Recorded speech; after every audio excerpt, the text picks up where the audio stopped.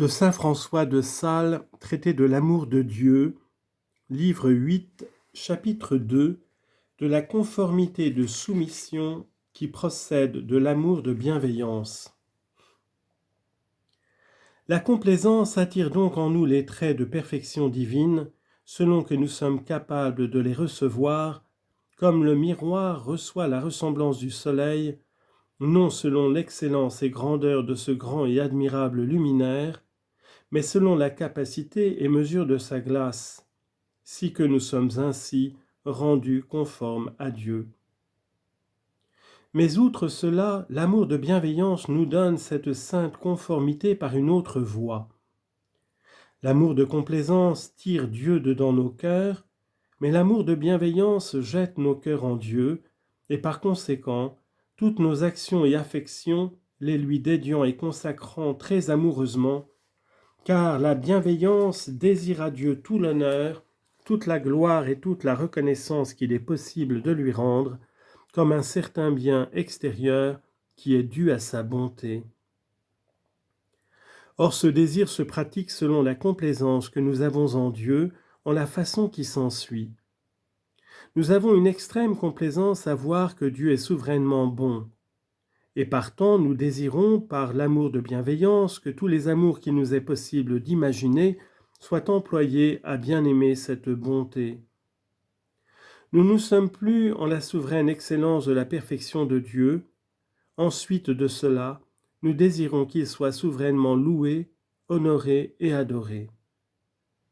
Nous nous sommes délectés à considérer comment Dieu est non seulement le premier principe, mais aussi la fin dernière,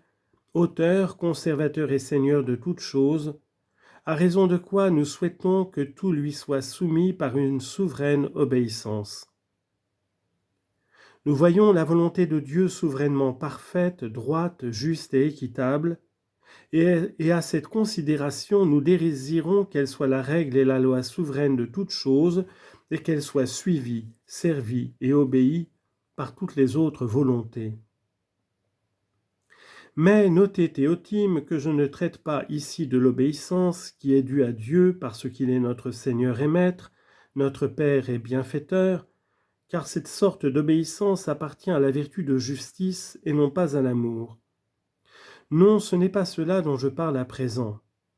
Car encore qu'il n'y eût ni enfer pour punir les rebelles, ni paradis pour récompenser les bons, et que nous n'eussions nulle sorte d'obligation, ni de devoir à Dieu, et ceci soit dit par imagination de choses impossibles, et qui n'est presque pas imaginable,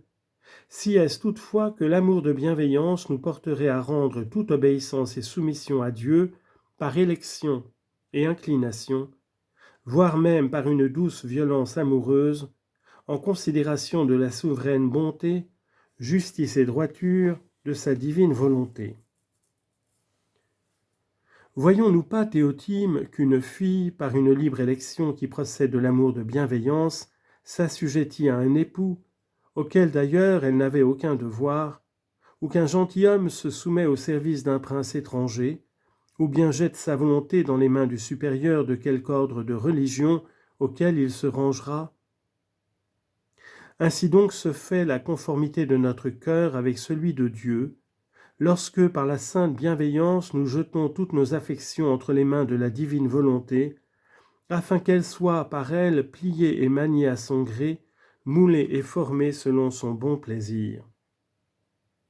Et en ce point consiste la très profonde obéissance d'amour, laquelle n'a pas besoin d'être excitée par menace ou récompense, ni par aucune loi ou par quelque commandement, car elle prévient tout cela, se soumettant à Dieu pour la seule très parfaite bonté qui est en lui, à raison de laquelle il mérite que toute volonté lui soit obéissante, sujette et soumise, se conformant et unissant à jamais en tout et partout à ses intentions divines. Chapitre 3. Comment nous nous devons conformer à la divine volonté que l'on appelle signifiée. Nous considérons quelquefois la volonté de Dieu en elle-même, et la voyant toute sainte et toute bonne, il nous est aisé de la louer, bénir et adorer, et de sacrifier notre volonté et toute celle des autres créatures à son obéissance par cette divine exclamation « votre volonté soit faite en la terre comme au ciel. Matthieu 6, 10. D'autres fois, nous considérons la volonté de Dieu en ses effets particuliers, comme dans les événements qui nous touchent et les occurrences qui nous arrivent, et finalement en la déclaration et manifestation de ses intentions.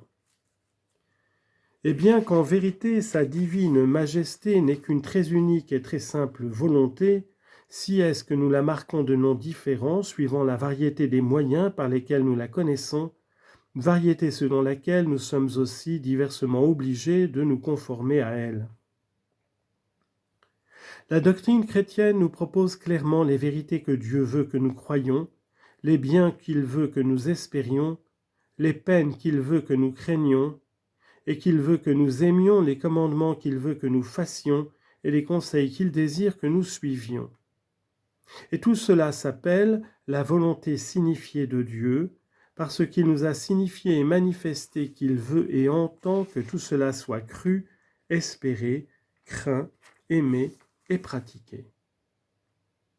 Or, d'autant que cette volonté signifiée de Dieu procède par manière de désir, et non par manière de vouloir absolu, nous pouvons ou la suivre par obéissance, ou lui résister par désobéissance. Car Dieu fait 3 actes de sa volonté pour ce regard. Il veut que nous puissions résister, il désire que nous ne résistions pas, et permet néanmoins que nous résistions si nous voulons. Que nous puissions résister, cela dépend de notre naturelle condition et liberté. Que nous résistions, cela dépend de notre malice. Que nous ne résistions pas, c'est selon le désir de la divine bonté. Quand donc nous résistons, Dieu ne contribue rien à notre désobéissance, mais laissant notre volonté en la main de son franc arbitre, confère Ecclésiastique chapitre 15 verset 14, il permet qu'elle choisisse le mal, mais quand nous obéissons, Dieu contribue son secours, son inspiration et sa grâce. Car la permission est une action de la volonté qui de soi-même est breuègne, stérile, inféconde, et par manière de dire, c'est une action passive qui ne fait rien, mais laisse faire. Au contraire, le désir est une action active, féconde, fertile, qui excite, sermonne et presse. C'est pourquoi Dieu, désirant que nous suivions sa volonté signifiée, il nous sollicite, exhorte, incite, inspire, aide et secourt,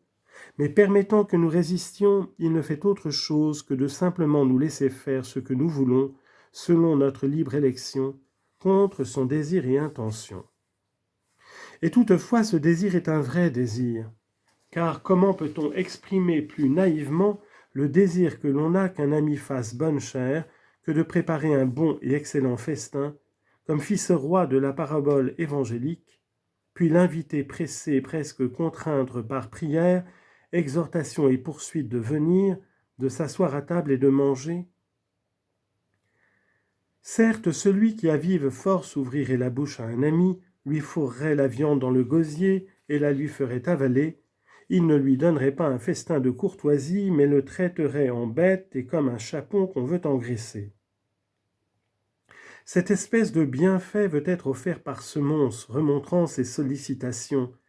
et non violemment et forcément exercé. C'est pourquoi il se fait par manière de désir et non de vouloir absolu. Or, c'en est de même de la volonté signifiée de Dieu, car par elle, Dieu désire d'un vrai désir que nous fassions ce qu'il déclare, et à cette occasion il nous fournit tout ce qui est requis, nous exhortant et pressant de l'employer. En ce genre de faveur, on ne peut rien désirer de plus, et comme les rayons du soleil ne laissent pas d'être vrais rayons quand ils sont rejetés et repoussés par quelque obstacle,